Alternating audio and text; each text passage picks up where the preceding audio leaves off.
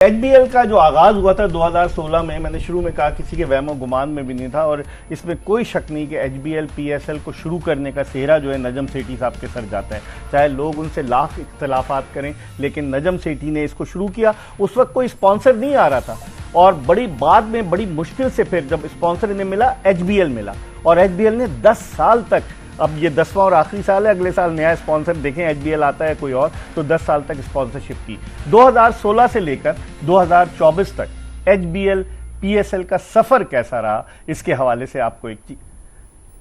HBL PSL का जो सफर रहा वो हम खुद आपको ज़बानी बता देते हैं कि 2016 में एचबीएल पीएसएल जीती इस्लामाबाद की टीम और उसने फाइनल में हराया कोयटा को। 2017 में पहली मरतबा पाकिस्तानी सरजमीन पर इस टूर्नामेंट का फाइनल खेला गया, सिर्फ फाइनल गद्दाफी स्टेडियम लाहौर में, जहां पेशावर ज़ल्मी ने जो है वो हराया कोयटा ग्लैडिएटर्स को। फिर उसके बाद 2017 नेशनल स्टेडियम कराची ने मेज़बानी की एचबीएल पीएसएल की और उस टूर्नामेंट का फाइनल जीता मुल्तान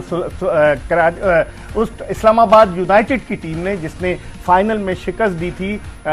कोयटा ग्लैडिएटर्स की टीम को। फिर 2018 का कोयटा ग्लैडिएटर्स टूर्नामेंट जीता, 2019 का टूर्नामेंट इस्लामाबाद यूनाइटेड जीती, फिर 2020 का टूर्नामेंट कराची किंग्स की टीम जीती और फिर उसके बाद 2021 में मुल्तान सुल्तान्स ने, जब कोविड की वजह से ये टूर्नामेंट अबू धाबी में हुआ, तो वो जीतने का एजाज हासिल किया। 2022 और 2023 वो टीम जो सबसे आखिरी नंबरों पर आ रही थी इब्तिदाई एचबीएल पीएसएल में, उसने लाहौर कलंदर्स ने ये टूर्नामेंट जीता और फिर उसके बाद 2024 जो लास्ट ईयर का था टूर्नामेंट, वो जीतने में कामयाब हुई इस्लामाबाद यूनाइटेड की टीम। तो ये सफर 9 साल का सफर, इस सफर में अब 10 साल हो रहे हैं। 10 साल में बच्चे बड़े हो गए हैं और बहुत से खिलाड़ी ऐसे हैं कि जो 6-7 साल के थे वो 17 साल की उम्र में एचबीएल पीएसएल में नजर आएंगे। यूनुस, इस सफर के बारे में आप क्या कहेंगे? जबरदस्त जी, देखिए इस्लामाबाद यूनाइटेड 3 दफा जीत चुकी है और उनका एक, मैं अगर देखूं तो पहला जीत है, फिर बीच में है और अभी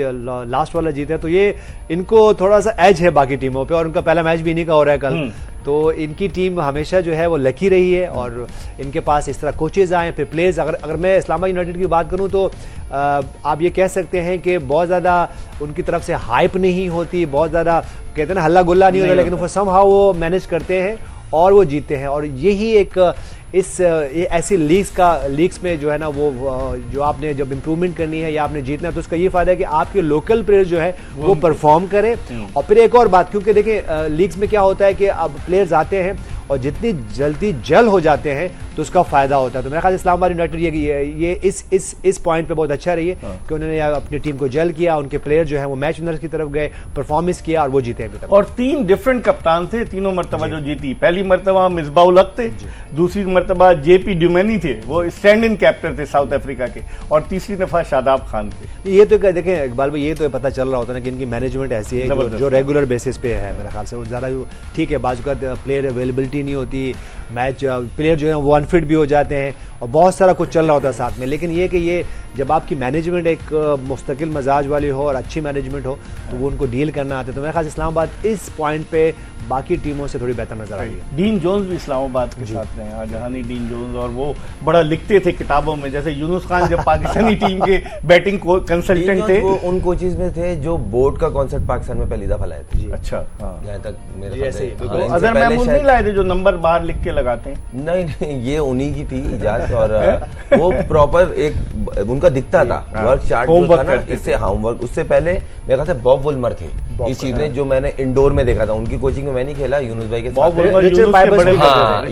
ये बेसिकली ये उनका कॉन्सेप्ट था, बकायदा हर चीज को बताते थे कि भाई बैट्समैनों को आज किस तरह खेलना है, क्या प्लान है, कितनी देर बैटिंग करनी है, किस तरह की बैटिंग करनी है। तो बॉलर्स का, फील्डर्स का पूरा एक चार्ट होता था। उस चीज को उन्होंने किया, अच्छी चीज है, मगर वो बोलते हैं ना कभी कभार कोई चीजें टाइमली गलत हो जाती हैं, तो उनकी टाइमिंग थोड़ी गलत हुई है सर भाई की, जो आपने मेंशन की, और वो एक्सपोज हुए थोड़े से। नहीं देखिए, इसमें देखिए एक और पॉइंट भी होता है ना, देखिए एज ए क्रिकेटर आपको अपने आप को एक अच्छा चांस देना होता है, तो आप प्रिपरेशन करें। ये जरूरी नहीं कि आपने जिस सब्जेक्ट के लिए जिसमें आपको पता है कि जी हो सकता है कि ये क्वेश्चन आ जाए, वो नहीं आए, बाजू का तो नहीं आते, लेकिन आपको प्रिपेयर होना पड़ता है। मेरे से देखिए आप अच्छी प्रिपरेशन करें, अगर आप उसके रिजल्ट तो कभी आपके फेवर में होंगे कभी, लेकिन लेकिन ये नहीं हो सकता कि देखिए आप अच्छा प्रिपरेशन करें और उसके रिजल्ट ऑपोजिट आ जाए। बाजुकात हो जाते हैं, कम होता है, कम होता है, लेकिन ये कि आप जो हमेशा बात करते हैं कि देखिए आप अपनी ट्रेनिंग अच्छी करें, अपनी टेक्निक अच्छी रखें, प्रैक्टिस अच्छी रखें, तो हो सकता है कि आप फिर भी फेलियर आएगा,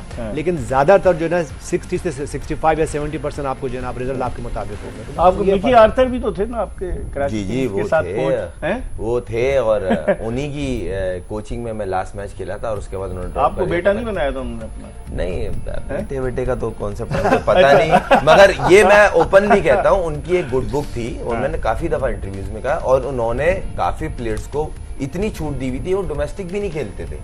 क्यों बोलते थे भाई हम उसको टेक्निकली पसंद है, और उसने बोला था कि आप लोग खेलोगे आप परफॉर्म करो,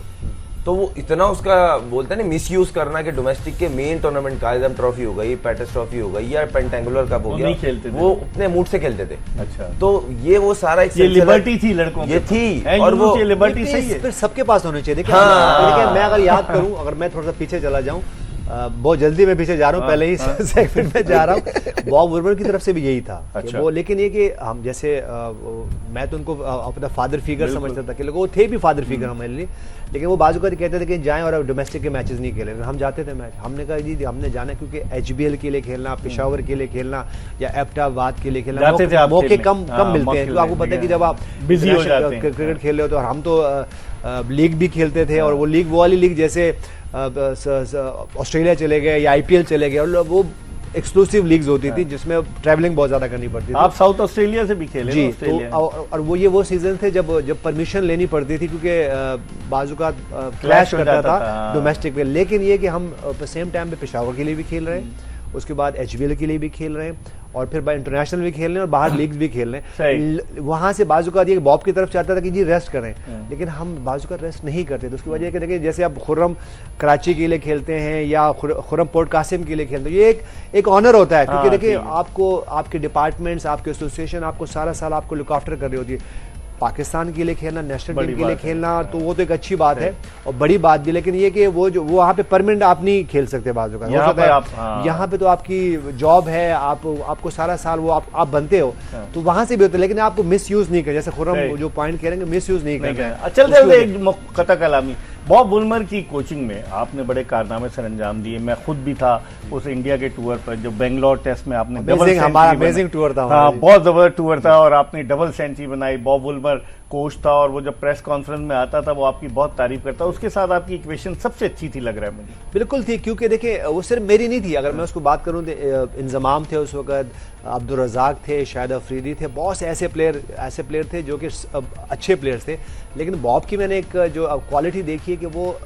ट्रीट सबको इक्वली करते थे और इक्वली ट्रीट करते थे, लेकिन फॉर सेम टाइम उनको पता होता था कि मिर्जा इकबाल साहब को कैसे ट्रीट करना है, खुर्रम मंजूर को कैसे ट्रीट करना है, यूनुस खान कैसे, उनको साइकी समझते थे। तो मेरे ख्याल से उनको एक आर्ट था, क्योंकि वो जिस एरा के वो प्लेयर थे, वो जिस कल्चर से आए हुए थे, और वो खुद जो है ना ये गेम डेवलपमेंट और ये कोचिंग में खुद उनको वो पढ़ाते थे, तो उनको बहुत ज्यादा एक्सपर्ट थे कि किसको कैसे डील करना है। यूनुस खान जो बॉब वुलमर जहानी बॉब वुलमर की बात कर रहे हैं, 2007 में उनकी जो मौत वाक़ हो गई, मुझे अच्छी तरह से याद है, यूनुस खान भी उस टूर पे थे, इंजमाम कप्तान थे। 2005 में बॉब वुलमर जो थे वो इंडिया गए, तो वो कानपुर के उस हॉस्पिटल में गए, क्योंकि वो कानपुर में पैदा हुए थे, तो वो अपना बर्थ सर्टिफिकेट लेने के लिए बॉब वुलमर कानपुर के उस हॉस्पिटल में गए, और अब तक पाकिस्तान के जितने फॉरेन कोचेज आए उनमें लोग ये कहते हैं कि Bob Woolmer was the best.